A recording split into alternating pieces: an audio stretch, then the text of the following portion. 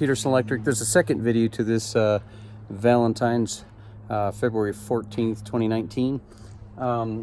Here is the panel taken off. Being very careful with, we have our numbers on there. We don't want to take that and lose that.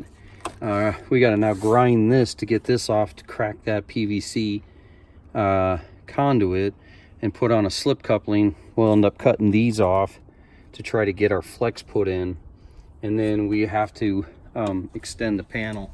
So as you can see, the old panel much smaller than the new.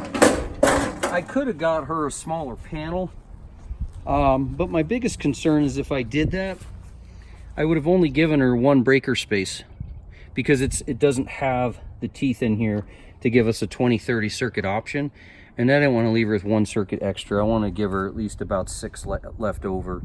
But as you can see how much bigger this is, we're going to end up adding it. All right, guys, I'll show you next video when I get it back up. Thanks.